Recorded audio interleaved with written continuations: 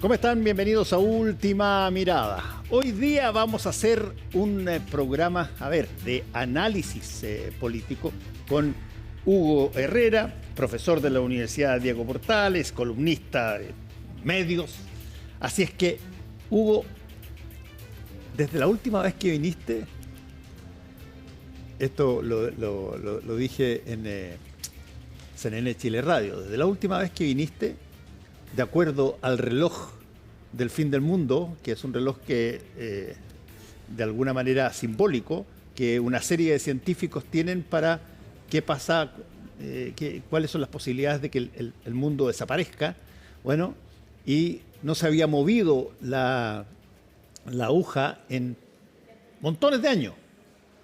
Y esta vez se movió más hacia el final en función, dicen ellos mismos, a todo lo que está pasando en materia de conflictos y sobre todo porque muchos más países hoy tienen respuesta nuclear y que esto puede no solamente decidirse por algo racional, sino que además incluso por errores y por lo tanto como que se pusieron medios saltones todo, porque no hay que olvidar que el espectro de científicos que inició el reloj del fin del mundo, que se llama, incluyó a Oppenheimer, incluyó a Albert Einstein. O sea, no son gallos, son un montón de gallos, así que... Una inteligencia así humana, pero buena, digamos. Claro, así como para ponerte un poco nervioso de entrada. Gracias por estar con nosotros. El optimismo, ¿no? Buenas noches, Fernando, muchas gracias por la invitación. A mí lo que me impresiona de todo esto es que yo me crié en los 80, cuando la guerra atómica dominaba todo, digamos, las películas, qué sé yo, me acuerdo juegos de guerra, que era una película en que una computadora se volvía loca y amenazaba con la Tercera Guerra Mundial, y era el miedo a la Tercera Guerra. Y en esa época, en el fondo, era mucho menos posible que hubiera una Tercera Guerra Mundial porque había dos estados potentes que tenían el famoso teléfono rojo y que no se iban a tocar, ya se sabía después de los misiles, la crisis de los misiles de Cuba. Pero hoy día uno podría decir, exagerando, cualquier pelafustán tiene armamento nuclear y son muchas más las posibilidades de que haya una guerra. Son 14 países. Pero claro, pero la gente no está en esa onda. Estamos más preocupados de la campaña de acá, que claro, sí, es importante, digamos, pero tiene otras dimensiones y no de lo otro. Pero bueno, es un buen... Bueno, vengamos acá. Vamos a Chile. A ver, Hugo, conversamos en la mañana con la ministra del Trabajo, que dice que hay bastantes posibilidades de que haya reforma de pensiones y desde ese punto de vista, ¿por qué crees tú que se pudo haber dado esta situación increíble de partir con una separación tremendamente brutal sobre lo que había que hacer a una posibilidad seria de tenerla? Mira, yo creo que pensando bien desde el punto de vista de la realpolitik, yo creo que estamos cerca de las elecciones y el gobierno se está dando cuenta que está llegando a su final y eso facilitó que estuvieran dispuestos a ceder en puntos que un año atrás no hubieran cedido, digamos. Desde el punto de vista de la buena fe, yo creo que existe en todos los sectores un consenso de que o tú partes con las reformas grandes en Chile o no salimos de esta famosa crisis del Bicentenario, y la reforma de pensiones es una buena manera de partir. Yo me acuerdo que para la crisis de octubre del 2019, uno de los testimonios más importantes fue una señora que dijo, a la muerte no le tengo miedo, pero le tengo miedo a jubilarme. Y entonces creo que es un buen punto. Quizá haya que seguir con la educación, con las listas de espera en salud de la gente que se muere porque no la atienden. Estamos en infraestructura, Luis de Grange me contaba que es un gran déficit el que tenemos en infraestructura.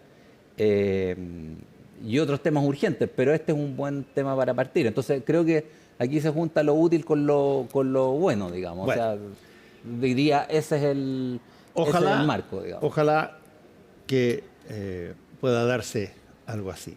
Pero tú lo mencionaste también, paralelamente están la clase política está preocupada de a ver cómo vamos en las próximas elecciones. Y eso ha generado una serie de cosas bien interesantes, desde la aparición de varias personas que ya están ungidos como candidatos presidenciales, hasta estas posibilidades de que existan primarias para algunos conglomerados y otros aparentemente creen que pueden hacerlo solos.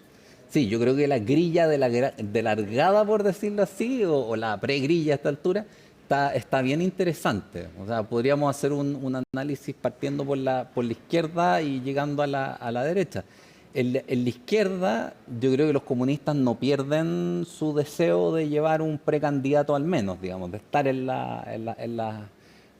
el problema es que lo tienen, al con más opciones lo tienen detenido y la Camila Vallejo y la Carol Cariola, que son otras caras importantes, yo creo que van a estar más dedicadas a sus guaguas no van a tener mucha posibilidad de operar De hacer aquí, campaña, digamos, de claro. hacer campaña. Entonces, dentro del Partido Comunista yo no veo una dirigencia, a lo mejor me estoy perdiendo, pero no veo una dirigencia con el potencial que tenía Jadwe. Entonces creo que la responsabilidad por esa banda de la izquierda le queda al Frente Amplio.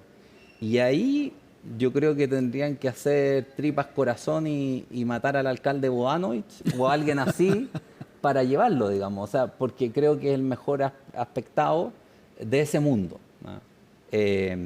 Para llevar a alguien, digo, por último, a una primaria, tú no tienes que renunciar como alcalde para ir a una primaria y dependiendo de eso, bueno, se va o no se va de alcalde. Y donde veo un poco más claras las cosas, pero con menos potencial electoral en un primer momento, es en el socialismo democrático, exconcertación, como uno quiera llamarlo, porque ahí veo que se ha revalorizado la experiencia política, los cuadros, la importancia de generaciones que se han dedicado a la política. Y ahí pertenecen Carolina Toá, pese a los errores, la ministra de Defensa, qué sé Paulina yo. Doano. Claro, hay una serie de dirigencias, Lagos Weber, qué sé yo, que están ahí dando vueltas y cualquiera de ellas en algún sentido podría hacerlo. Creo que la que va con mejor largada es la Carolina Toa. Ahora, eso implicaría hacer un trabajo importante de posicionamiento. La ventaja de esos candidatos es que están al centro, más al centro que cualquiera de los otros. Entonces tienen un potencial que no tienen los demás al extremo. Después, siguiendo para la derecha, creo que la gran novedad es Johannes Kaiser. Porque Johannes Kaiser, la UDP hizo hace poco una encuesta, Feedback UDP, donde salían que en el fondo Johannes Kaiser con Kast sumaban lo mismo que la Evelyn Matei. En mención espontánea, ¿no? Esto no es muy... Pero la derecha está dividida por la mitad. Y tras pasar votos en segunda vuelta, cuando estáis mitad y mitad, digamos, es difícil. Pues, Sí, es complicado. te queda la pica. Claro.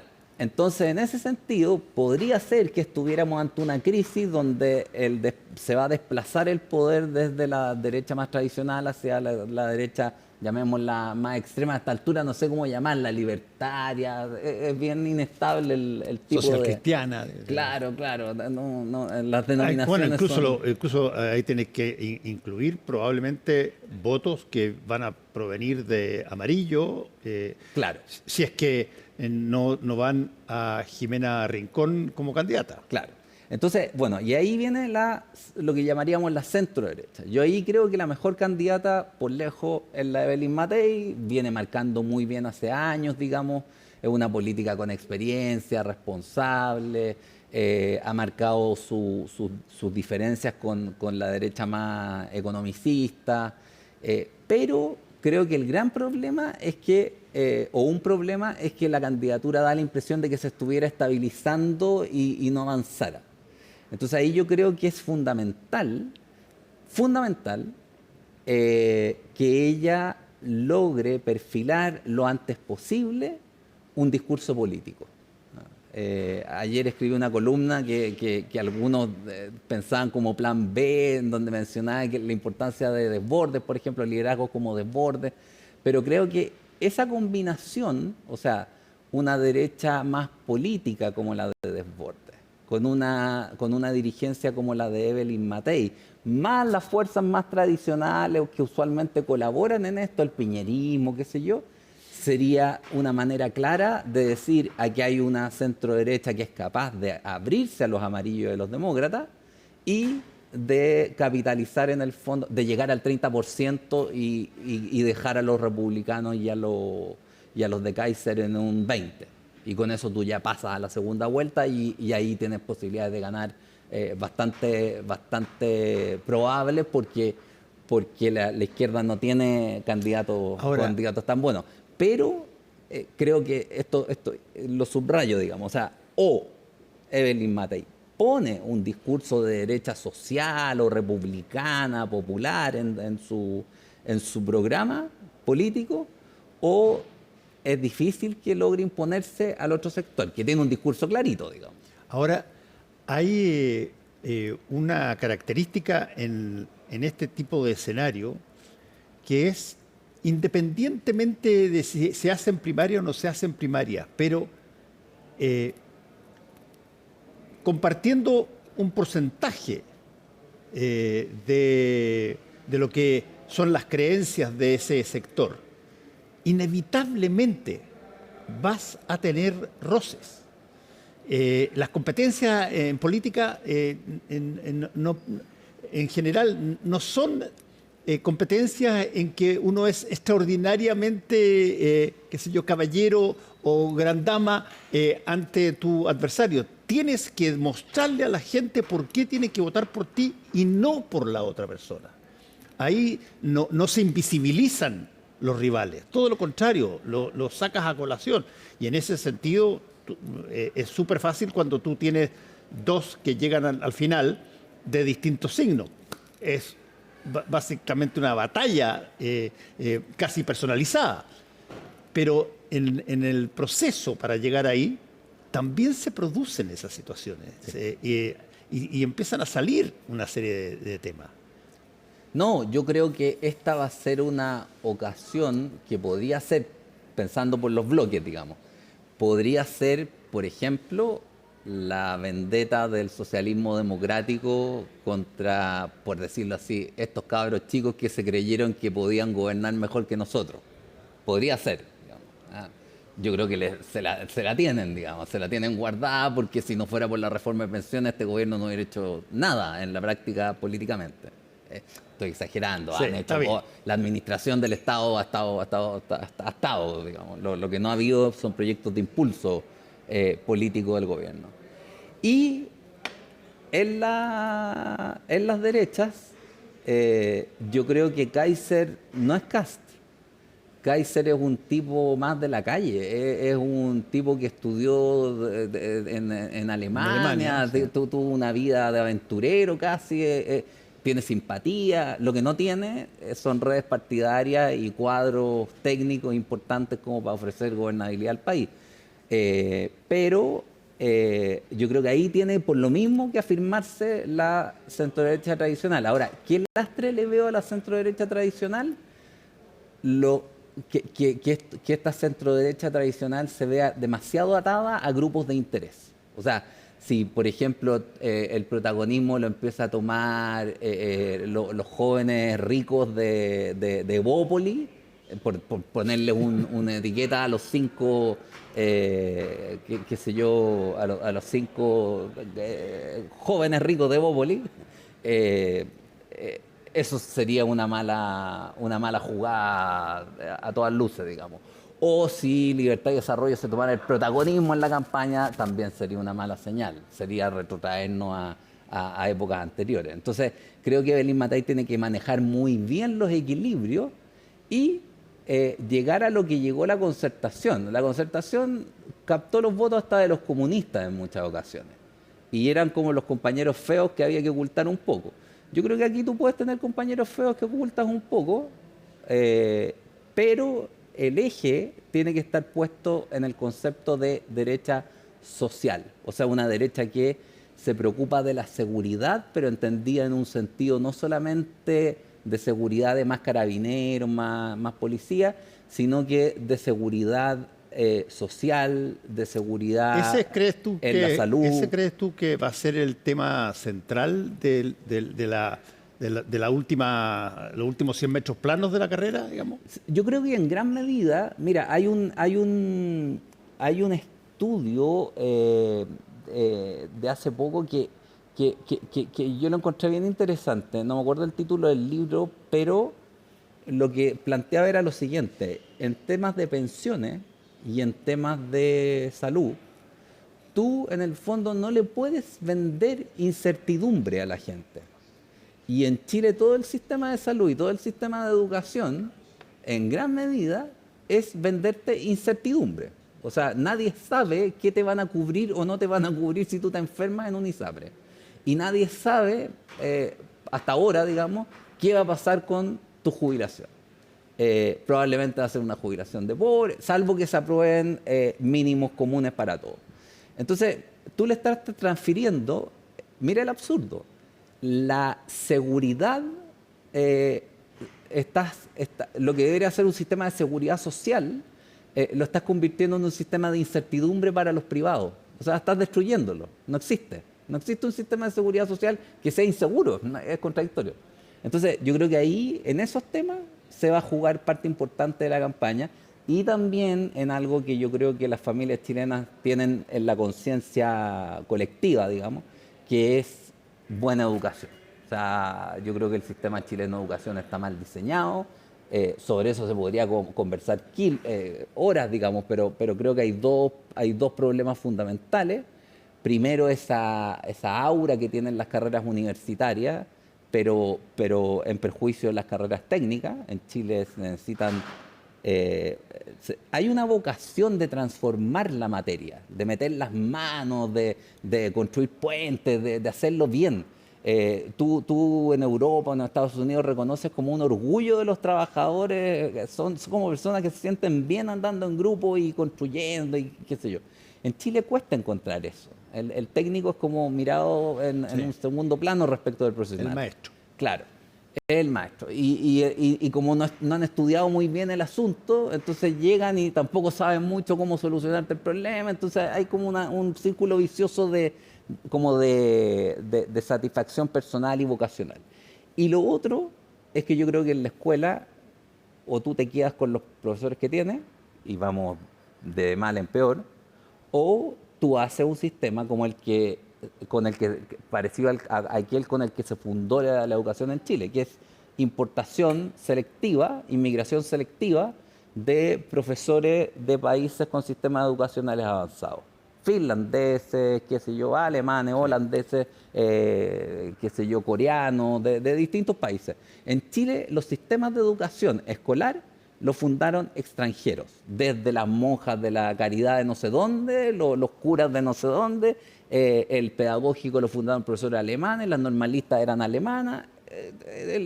Hay una tradición de beneficio para el país neto a partir de la educación extranjera. Entonces yo complementaría mejorar las medidas para los que quieran en Chile ir por el lado de la educación y estas otras medidas. Hay una cosa que, yo he cacareado con esto, pero cualquier cantidad, pero hay algo que está adquiriendo una preeminencia importantísima que tiene que ver con, la irrupción de la nueva tecnología en el mundo educacional y en mundo general, pero tú estás hoy día en casi la obligación de enseñar variables que están pasando en el mundo, aplicar tus conocimientos a entender las nuevas plataformas digitales y esas cosas que está funcionando ya, y sin embargo no tenemos profesores que puedan enseñar eso. Sí, a ver, yo ahí tengo una doble posición.